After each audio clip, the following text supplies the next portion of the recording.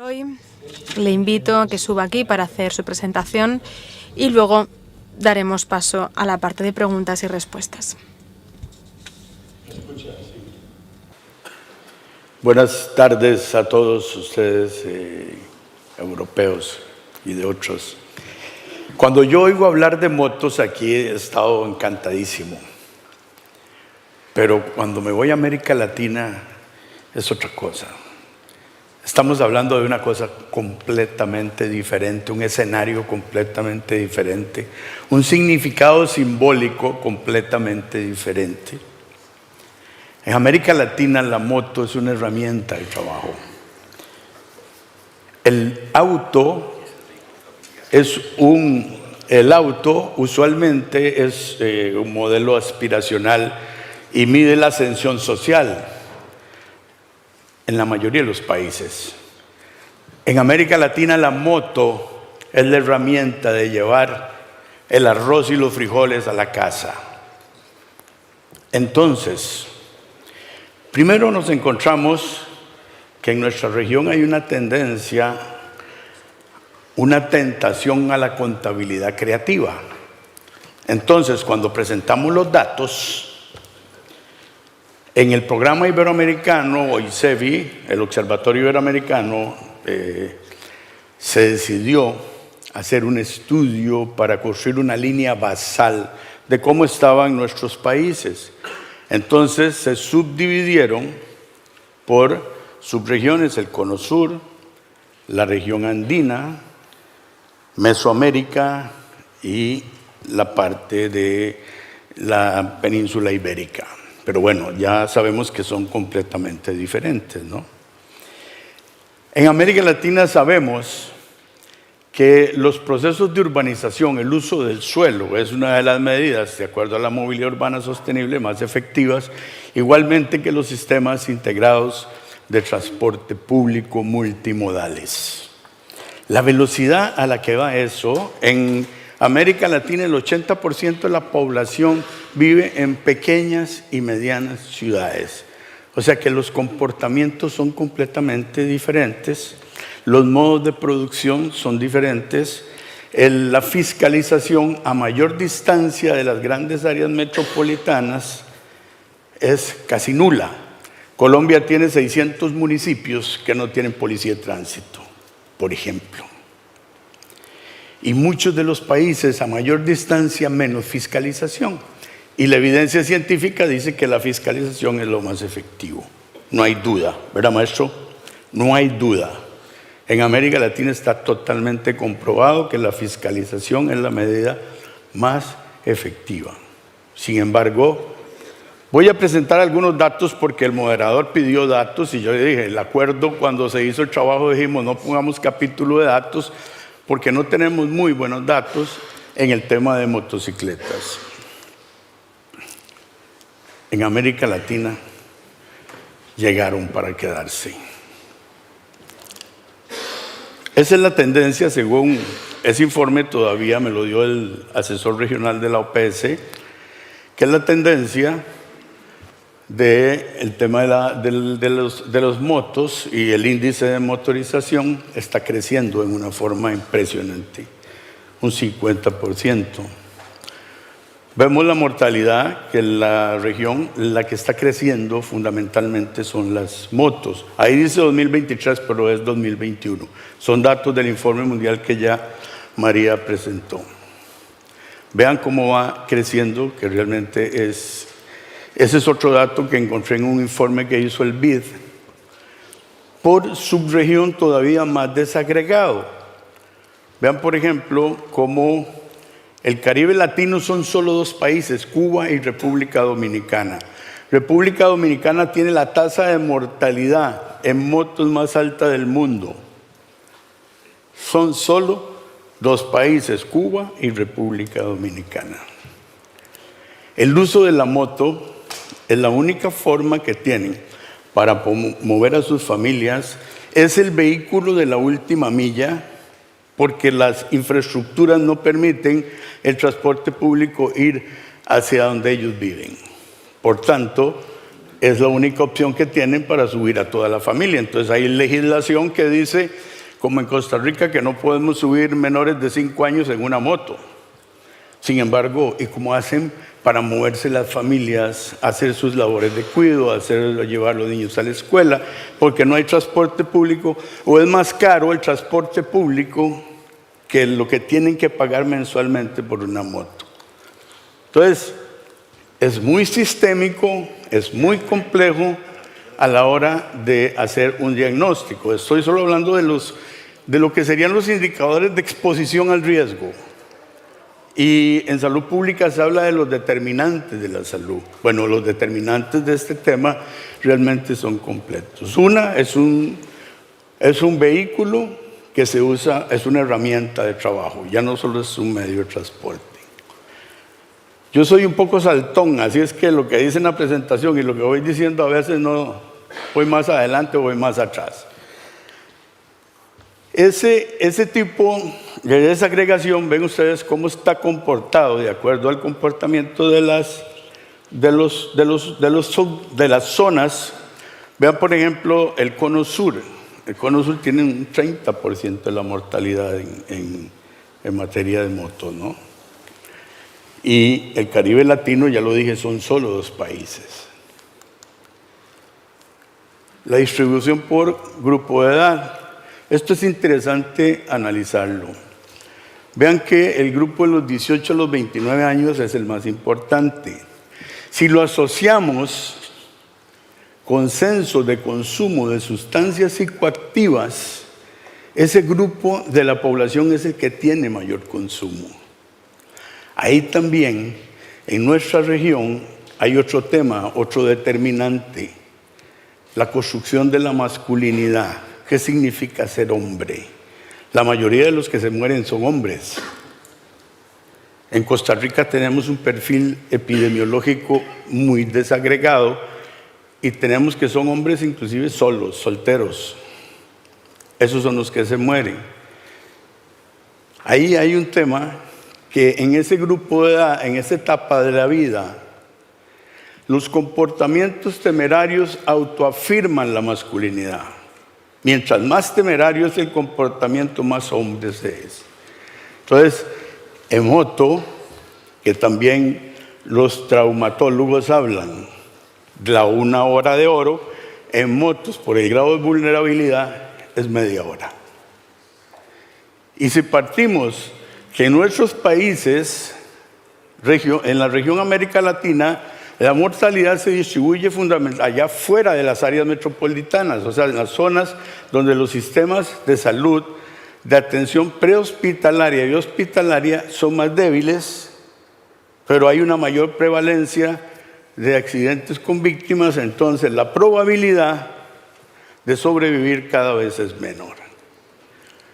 Entonces, en materia de motos, en nuestra región, realmente más de un tema de transporte, es un tema social, económico, es un tema de trabajo, de condiciones para el trabajo.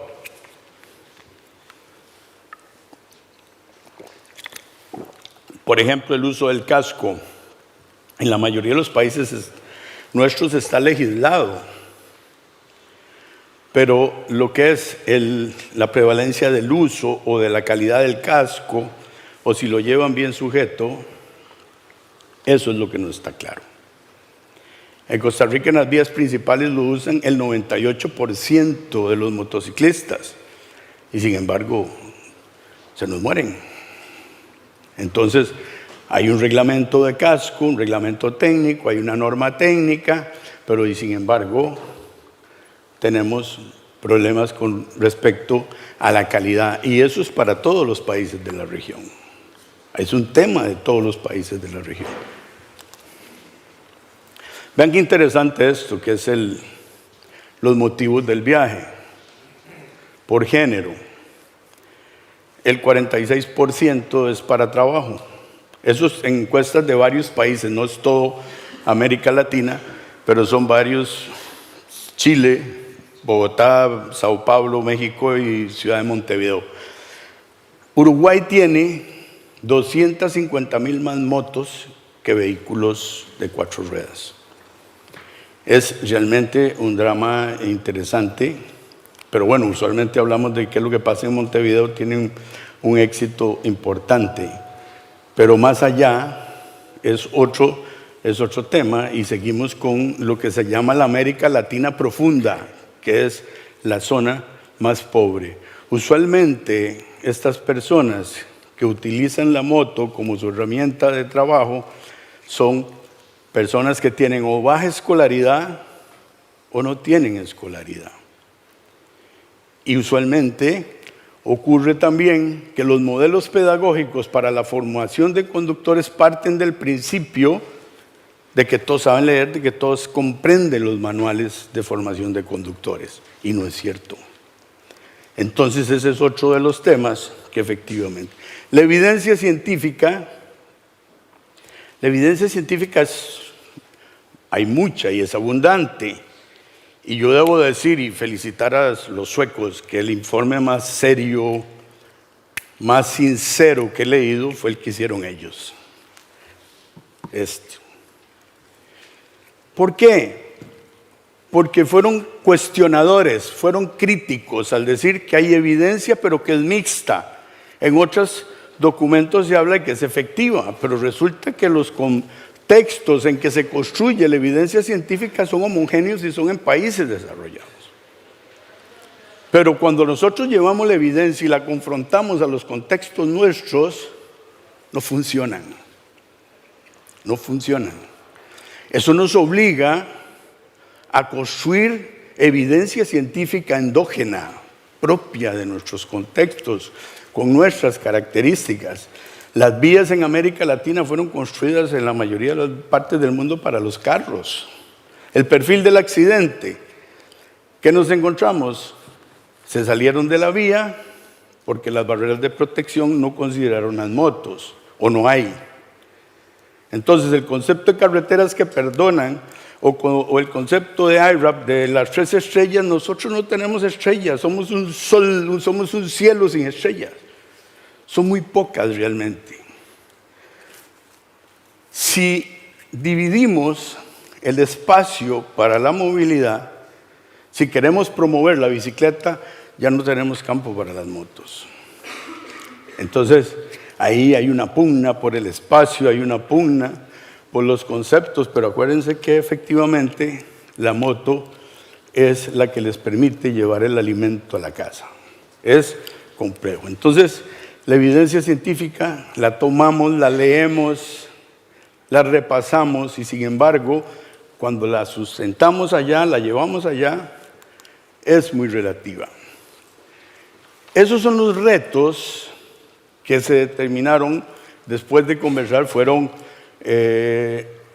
reuniones virtuales que se hicieron con los distintos actores de la movilidad, los distribuidores, la sociedad civil, los gobiernos, las policías, todos de acuerdo a la subregión, acordamos cuáles eran los retos, bueno, los datos. Si no hay perfiles epidemiológicos desagregados, no podemos formular políticas públicas efectivas. La capacitación. La gente usa el vehículo, pero no pasa por procesos de formación, de educación, nada más le venden la moto. El gerente de la Honda en Costa Rica me dijo, en el 2008 me dijo, estamos ganando mucho dinero, pero me tiene preocupado que el 50% que compra la moto no la sabe manejar, no la sabe conducir. Y así eso se repite en la mayoría de los países de América Latina. Es un perfil, un comportamiento. Las tiendas de línea blanca donde venden televisores, cocinas y todo eso, el primer producto de venta es la moto. Todo, estoy hablando aquí, menos de 300 centímetros cúbicos, o sea, baja cilindrada y bicimotos. Cuando vemos que hay una reducción en los peatones, pero no estamos haciendo nada por peatones, de repente hay hipótesis de que si la gente que camina ahora nos está migrando a la moto, porque es más fácil andar en una moto y es más barato andar en una moto. Entonces, son hipótesis interesantes. El control y la fiscalización, Hay leyes que no, una ley tiene que tener dientes para que sea efectiva. La población tiene que sentir el carácter disuasivo de una norma. Y si no siente que lo muerde, no es efectiva. Pero además, si no tenemos corporaciones policiales debidamente entrenadas, equipadas, posiblemente tampoco vayamos a ser efectivos. Y no estamos hablando de vigilancia automatizada, ni de planes de gestión de la velocidad.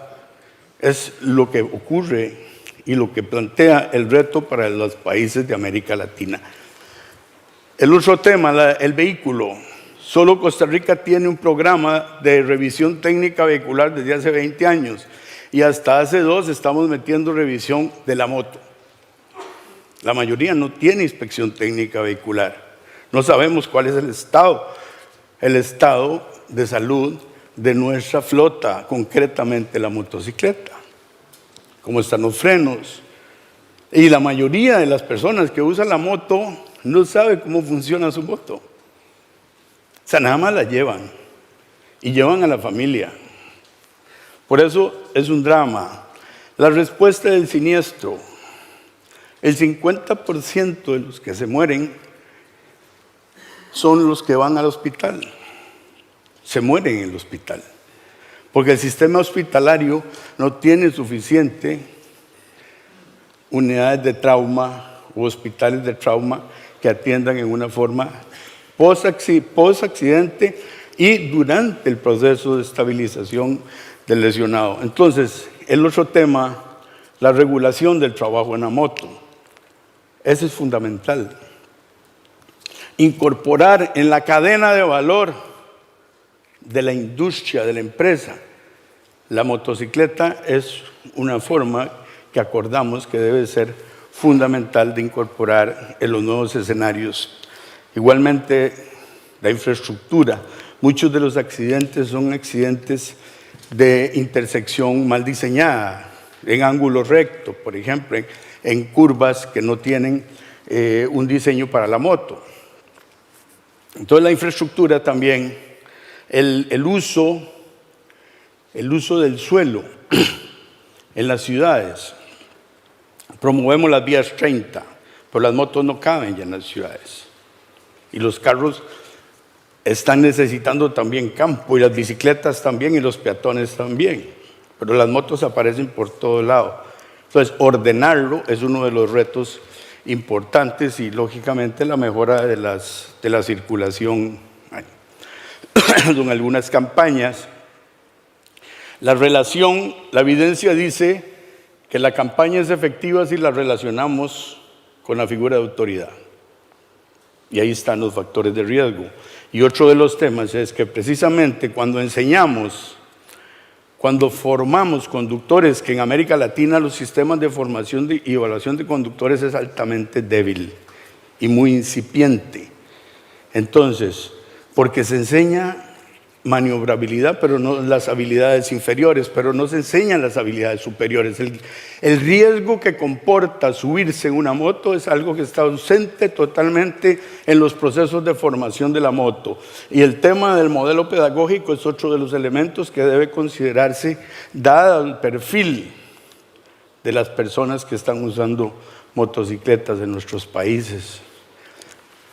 Esos son los 5 retos que acordamos. De los 10 que habían, 5, los datos van de cajón. Hay que trabajar sobre los datos y estamos trabajando sobre los datos en el Programa Iberoamericano de Seguridad Vial, pero la formación por las etapas hay que considerarlas, el tema del cumplimiento de la norma. Y ojo lo que voy a decir, fiscalización en motos no es lo mismo que fiscalización en 4 ruedas, es más complejo.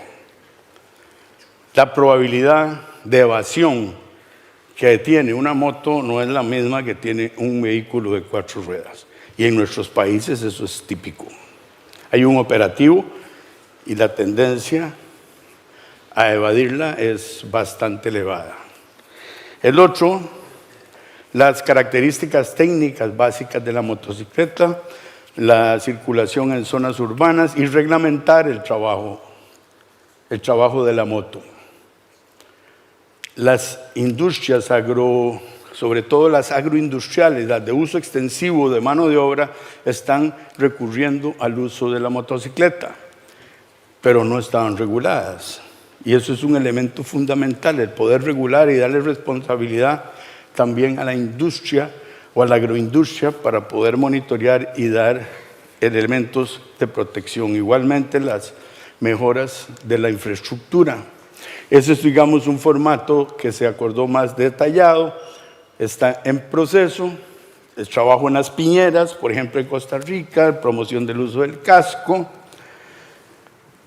las normas técnicas, o sea, hay trabajo en América Latina, sabemos qué es lo que falta, está trazado, hay que pensar en trabajos de mediano plazo, 10 años, para poder ver cómo se estabilizan los datos de acuerdo a las medidas que vayan a implementarse y los planes de acción regional, que es lo que estamos planteando a nivel del programa iberoamericano.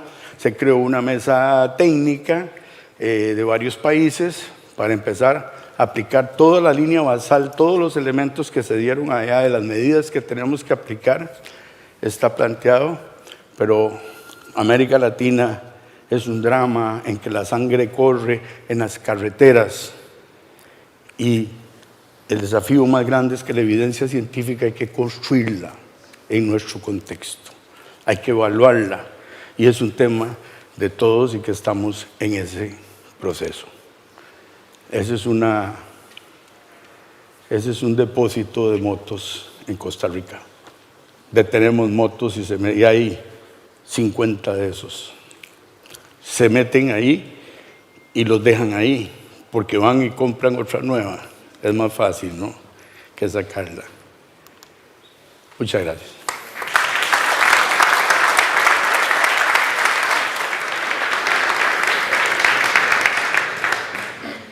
Thank you, Roy, for this very. Muchísimas gracias, Roy, por esta presentación tan completa y tan exhaustiva. Nos has explicado los distintos tipos de usuarios y también la importancia de ir al trabajo y permitir que la gente que tiene ese trabajo pues pueda desplazarse, que estén bien formados, que sepan cómo llevar la moto y que puedan llevar de forma segura a sus familias. Y claro, además esto presenta muchos desafíos porque en la mayoría de las ocasiones no tienen otra alternativa que utilizar la moto. Gracias también por la revisión tan completa de las acciones que habéis identificado para Costa Rica y también para toda la región. Muchísimas gracias por esta presentación. Me parece un material excelente para que nosotros también podamos ver qué es lo que sucede en Latinoamérica.